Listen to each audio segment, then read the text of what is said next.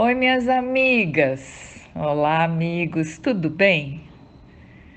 Ai, que saudade de estar com vocês lá na nossa deliciosa casa espírita. Vamos nos imaginar lá numa tarde bem agradável, uma tarde de primavera, ensolarada, nem muito quente nem muito frio para agradar gregos e troianos.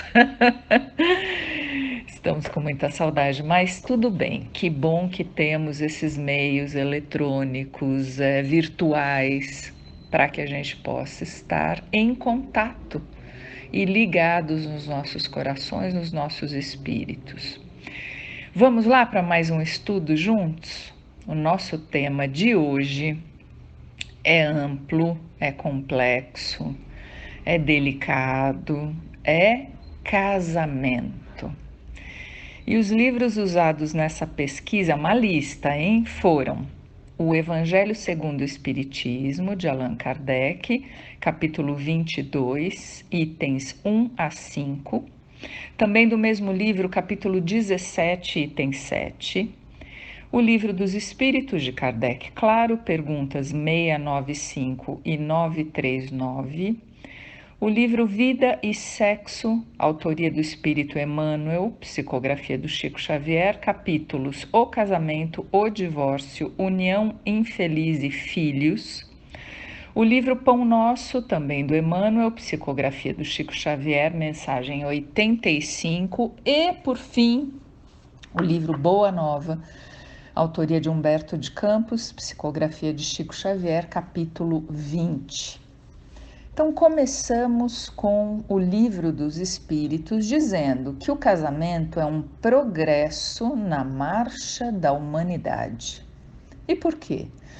Por vários motivos. Nós temos um passado de poligamia, de desequilíbrio de vida louca, e precisamos serenar, acalmar, equilibrar as nossas emoções. Também porque durante o casamento na Terra, nós devemos exercitar o amor sem egoísmo, sem ciúme, sem orgulho, com parceria, com tolerância, com amizade. E tudo isso nós teremos de fazer em relação a toda a humanidade. Então, o casamento ele exercita virtudes que nós iremos estender aos poucos a todos. Outro motivo para o casamento ser um progresso para a humanidade. Quando duas almas afins vivem juntas na Terra, elas ficam mais fortes para vencer as provas da vida. Quando não são afins, elas conseguem aos poucos, com a convivência, diminuir até acabar com ódios e mágoas, talvez de muitas vidas. Além disso, apesar de heroicamente tantas mães e alguns pais também criarem sozinhos os seus filhos pelas razões mais variadas, é claro que quando dois se unem na Terra para orientar e cuidar da família, fica muito mais fácil do que só um. Quando Jesus disse: "Não separe logo o homem o que Deus juntou", ele fez mais do que uma recomendação, ele fez uma constatação da realidade. Sim, uma constatação. Por quê? Porque é impossível separar o que Deus juntou, porque é impossível fazer com que duas pessoas que se amem parem de se amar. Se elas estão unidas sob a lei do amor eterna e imutável, elas estão unidas por Deus e nada pode separar os seus corações. Seus corpos podem morrer, ou elas podem estar impedidas de estar fisicamente juntas, mas nada disso, nada as pode separar. Também existem os casamentos expiatórios de sofrimento, nós vamos analisá-los à luz do Espiritismo com muito cuidado. Então, voltamos ao Evangelho. A não ser o que procede de Deus, nada é imutável no mundo.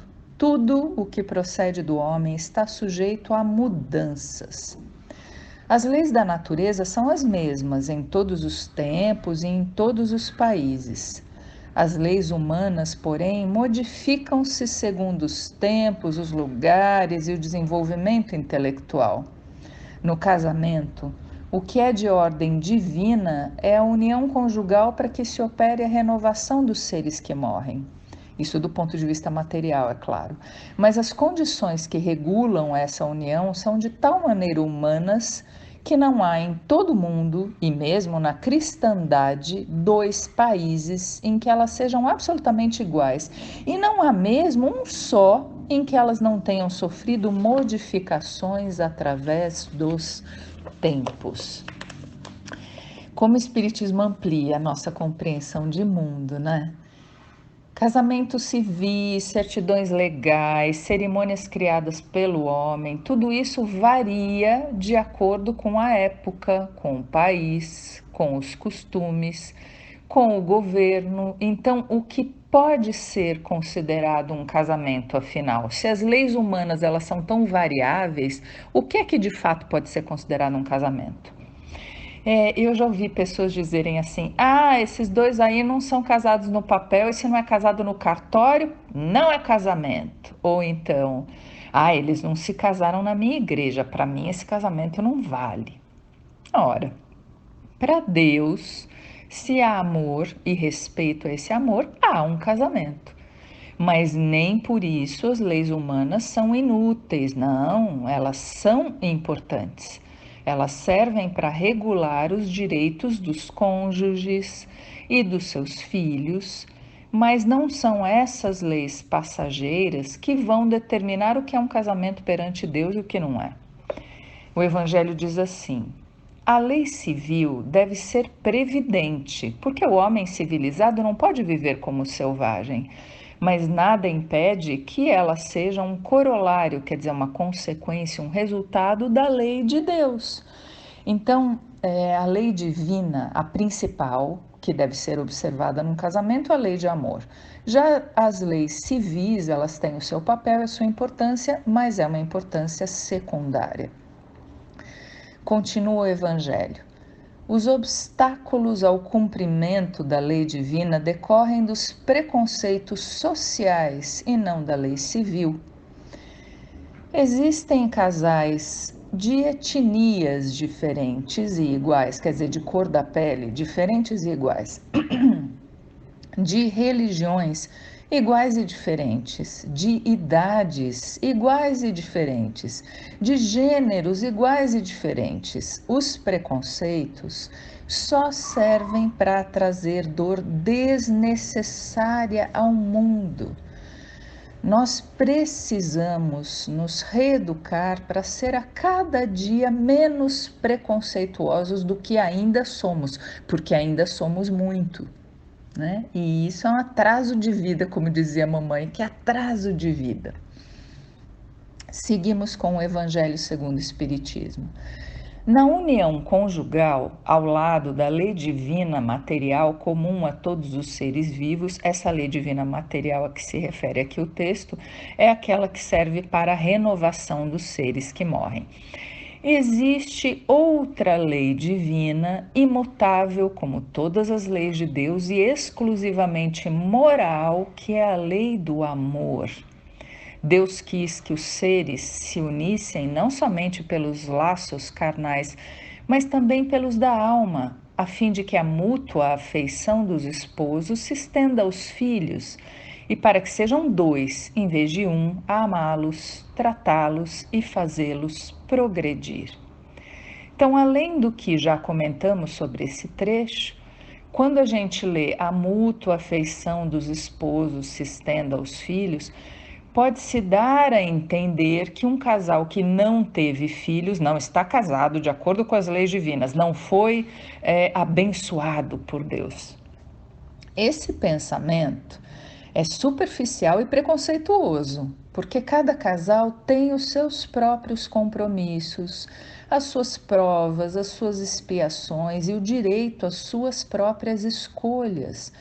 Se essas escolhas são certas ou erradas, nós não temos a menor condição de avaliar, só Deus tem.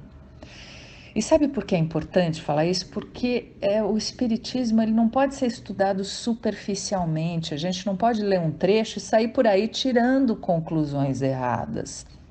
É preciso compreender o todo. Olha, errar não é um problema, né? Só não erra quem não estuda, não é verdade?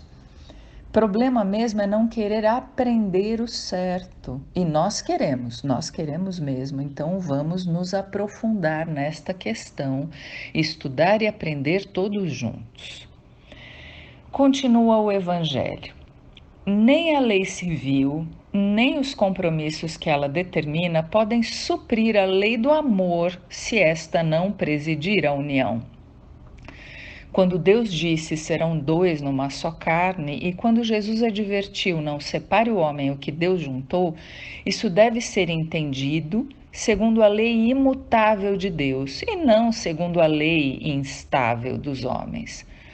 Então, se um casal se uniu por interesse financeiro, por vaidade, por atração apenas sexual, ou porque ou até os dois foram forçados a se casar, isso só pode dar em separação ou infelicidade.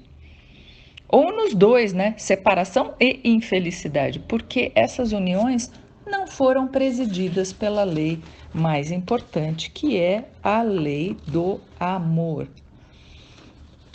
E continua o Evangelho.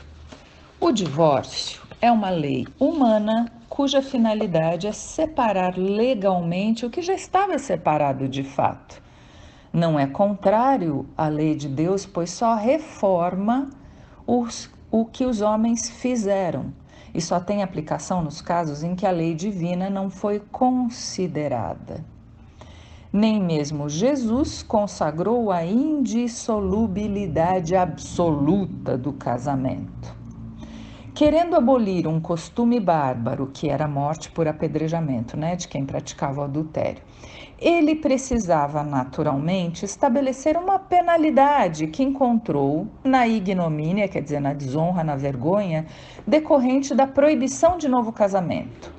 Isso porque Jesus disse em Mateus 19:9: todo aquele que repudiar sua mulher, se não for por causa da fornicação e casar com outra, comete adultério, e o que se casar com outro com o que o outro repudiou, comete adultério. Então Kardec explica isso dizendo o seguinte: era uma lei civil substituída por outra lei civil, que por sua vez, como todas as leis dessa natureza, devia sofrer a prova do tempo. Então Jesus pega uma lei humana, uma lei civil criada por Moisés, que mandava apedrejar as adúlteras, e substitui por outra lei humana, por outra lei civil menos primitiva, que impedia um novo casamento de quem repudiasse a sua esposa por qualquer motivo que não fosse o adultério, etc. São ambas leis humanas, leis temporárias. Já a lei divina, que é a lei do amor, diz que aquele que verdadeiramente ama não comete adultério, não adultera a sua relação. Né? Porque cometer adultério é uma coisa muito mais ampla do que não se relacionar sexualmente com outra pessoa. Não. Né? Não adulterar a relação é algo mais amplo, é não estragá-la, não desrespeitá-la, isso em todos os sentidos. O adultério, muitas vezes, é justificado pelo tédio no casamento. Vamos ver o que diz o Livro dos Espíritos, na questão 939. Duas espécies há de afeição, a do corpo e a da alma, acontecendo com frequência tomar-se uma pela outra. Quando pura e simpática, a afeição da alma é duradoura, efêmera a do corpo. Daí vem que muitas vezes os que julgavam amar-se com eterno amor passam a odiar-se, desde que a ilusão se desfaça. E Emmanuel, no livro Vida e Sexo, desenvolve essa ideia do Livro dos Espíritos, dizendo: verificada a presença do tédio, é imperioso ausculte, ou seja, é fundamental que ouça cada um deles o próprio íntimo, de modo a saber se o desequilíbrio estará enraizado nos desregramentos poligâmicos que nos marcaram a individualidade em existências pretéritas, a fim de corrigir-se em salvadora dieta emotiva a compulsão que porventura os arraste ainda para a fome de prazeres inúteis. A sexualidade no casal existe sobretudo em função de alimento magnético entre os dois corações que se integram um no outro, e daí procede a necessidade de vigilância para que a harmonia não se perca nesse circuito de forças. Nós temos um passado, como dissemos, de desequilíbrios que precisa ser corrigido. E olha que jeito bom de corrigir, gente! Através do amor. A comunhão sexual não tem como objetivo único a procriação. Emmanuel indica que o sexo serve principalmente como alimento magnético entre os dois corações que se integram um no outro. Que bonito, né? É uma absorção, uma expansão, uma troca de energias profundas quando feita com equilíbrio e amor. E essa troca precisa ser muito bem cuidada, preservada, né, para que seja intensa e profunda de fato. Bom, nós sabemos que o divórcio não é contrário à lei de Deus e que ele existe onde a lei do amor não foi observada. Mas e se um dos cônjuges ama e o outro não? E se um ama e o outro tiraniza? Se um ama e o outro abusa? Se um ama e o outro violenta, como fazer?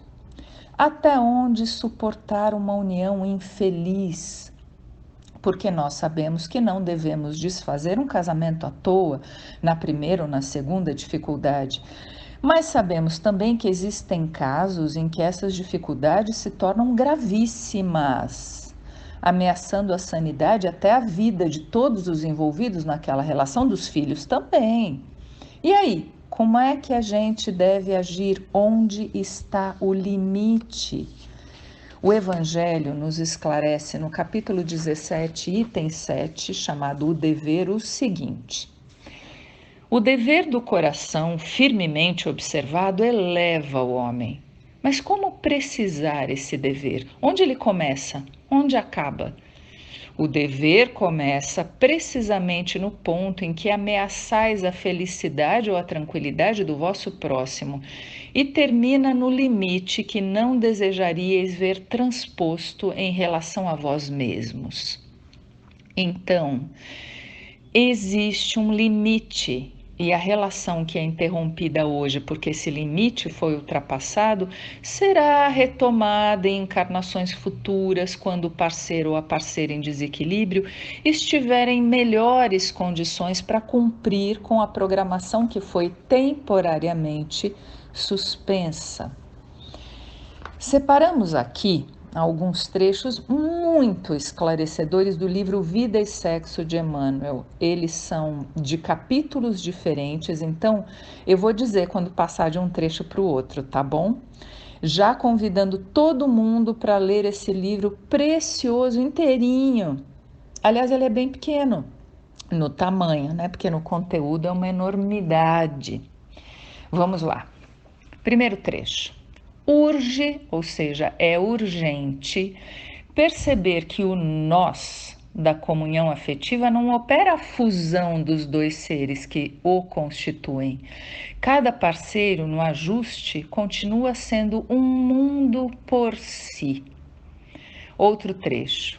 Os débitos contraídos por legiões de companheiros de humanidade, portadores de entendimento verde para os temas do amor, determinam a existência de milhões de uniões supostamente infelizes, nas quais a reparação de faltas passadas confere a numerosos ajustes sexuais, sejam eles ou não acobertados pelo beneplácito das leis humanas, quer dizer, seja uma união legal ou não, o aspecto de ligações francamente expiatórias, com base no sofrimento purificador.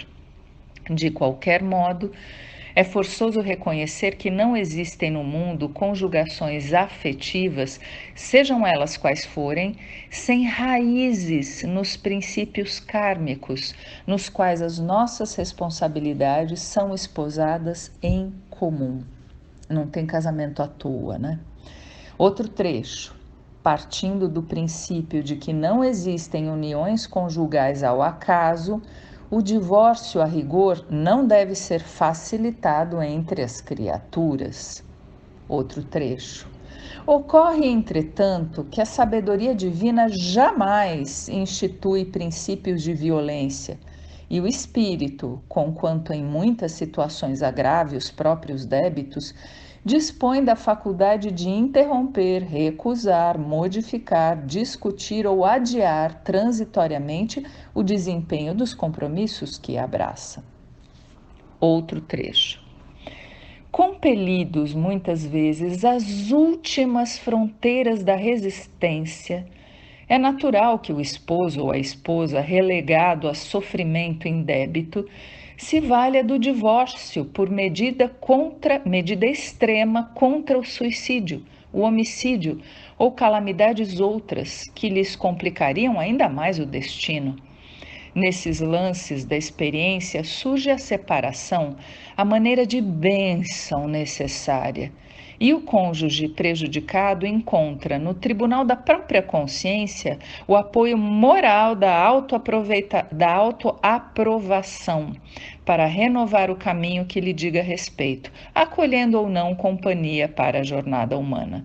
Óbvio que não nos é lícito estimular o divórcio em tempo algum, competindo-nos tão somente nesse sentido reconfortar e reanimar os irmãos em lide, nos casamentos de provação, a fim de que se sobreponham às próprias suscetibilidades e aflições, vencendo as duras etapas de regeneração ou expiação que rogaram, que pediram antes do renascimento no plano físico, em auxílio a si mesmos.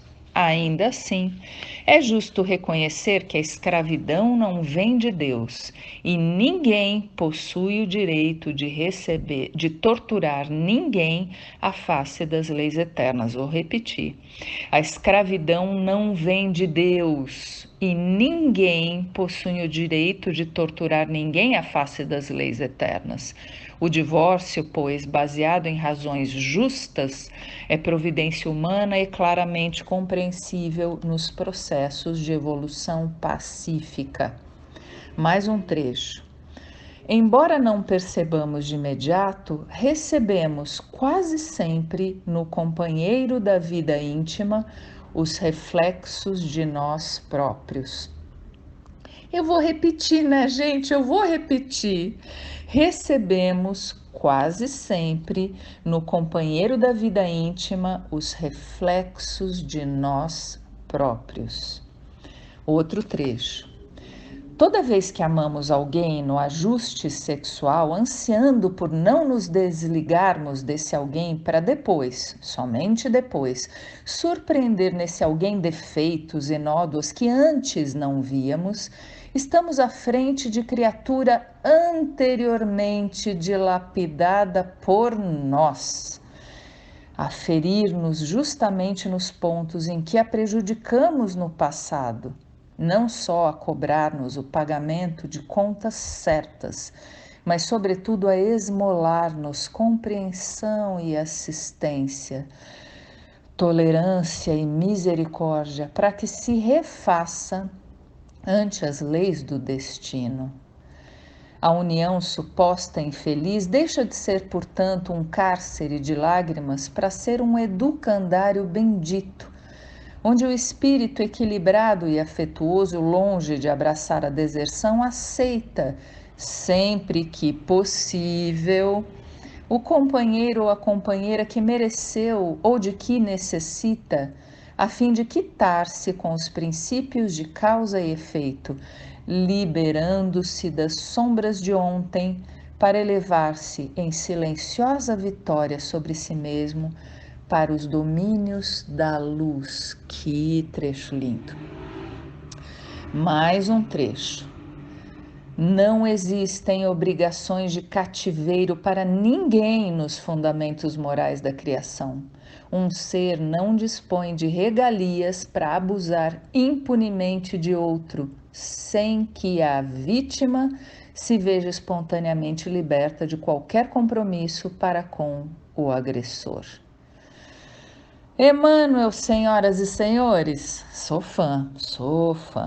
Então, quem tiver estrutura, amor, abnegação, renúncia, condição de seguir adiante com uma união infeliz, que o faça. Espiritualmente só terá a ganhar, aquela pessoa não está ali à toa. Já se a pessoa sentir que a sanidade, a segurança ou a vida dela ou dos filhos estão em risco, que se afaste em paz com as leis divinas e de preferência amparada pelas leis da terra também. Vamos continuar com Emmanuel, dessa vez no livro Pão Nosso. Essa mensagem se chama E o Adúltero? Então vamos lá. Começa assim. E pondo-a ao meio, disseram-lhe: Mestre, esta mulher foi apanhada no próprio ato, adulterando. João 8:4. E aí diz Emmanuel, nessa mensagem, cujo título é E o Adúltero? O caso da pecadora apresentada pela multidão a Jesus envolve considerações muito significativas referentemente ao impulso do homem para ver o mal nos semelhantes sem enxergá-lo em si mesmo. Entre as reflexões que a narrativa sugere, identificamos a do errôneo conceito de adultério unilateral, quer dizer, adultério só de um lado, só um lado errou, o outro não. Se a infeliz for encontrada em pleno delito, onde se recolhera o adúltero que não foi trazido a julgamento pelo cuidado popular? Seria ela a única responsável? Se existia uma chaga no organismo coletivo, requisitando intervenção a fim de ser extirpada, em que furna, quer dizer, em que buraco, em que grotão se ocultava aquele que a ajudava a fazê-la? A atitude do mestre naquela hora concretizou-se por infinita sabedoria e inexcedível amor, aquela passagem que nós conhecemos bem, que Jesus diz: atire a primeira pedra aquele que estiver sem pecado. Jesus não podia centralizar o peso da culpa na mulher desventurada e, deixando perceber o erro geral, indagou dos que se achavam sem pecado. O grande e espontâneo silêncio que então se fez constituiu resposta mais eloquente que qualquer declaração verbal. Ao lado da mulher adúltera permaneciam também os homens pervertidos, que se retiraram envergonhados. O homem e a mulher surgem no mundo com tarefas específicas que se integram, contudo, num trabalho essencialmente uno dentro do plano da evolução universal. No capítulo das experiências inferiores, um não cai sem o outro, porque a ambos foi concedido igual ensejo, quer dizer, oportunidade de santificar. Um não cai sem o outro, um não sobe sem o outro. Se as mulheres desviadas da elevada missão que lhes cabe prosseguem sob triste ataque no caminho social, é que os adúlteros continuam ausentes na hora do juízo, tanto quanto no momento da célebre sugestão de Jesus. Termina aí a mensagem. Emmanuel nos ensina a não sermos preconceituosos, a não sermos parciais, injustos. Não existe adultério sexual sem dois seres em desequilíbrio, o que está dentro do casamento e o que está fora, que pode também ser casado ou casada com outra pessoa. Então vamos jogar pedras nos dois, então. Oba, então se os dois estão errados, são dois, né? Não só, muito bem, aprendemos isso. Vamos jogar pedras nos dois. Não, não é isso que Jesus ensinou. Nem Jesus jogou pedra. Menos ainda nós, que estamos cheios de erros semelhantes. Ah, não, mas eu tenho uma vida conjugal reta, honestíssima. Pode ser? Claro que sim, né? Conheci e conheço muitas pessoas que de fato nesta vida têm uma conduta conjugal honestíssima, reta, nesta vida. E nas outras, o que o nosso passado carrega, né? Quem nos ensina como agir é Ele, Jesus. Vejamos o que diz Humberto de Campos no livro Boa Nova.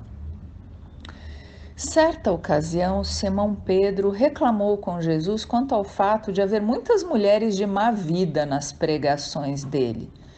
Jesus respondeu: quase sempre, Simão, não é a mulher que perverte a si mesma, é o homem que lhe destrói a vida. Poderíamos culpar a fonte quando um animal lhe polui as águas? Devemos amar a um e a outro. Uau! Com essa recomendação de Jesus, devemos amar a um e a outro. Terminamos essa reflexão sobre o casamento, para seguir em frente com as nossas vidas, com a nossa rotina, sempre com profundidade, com estudo, com seriedade, com confiança e alegria. Beijos, abraços, que por aqui pode, bem apertadinhos.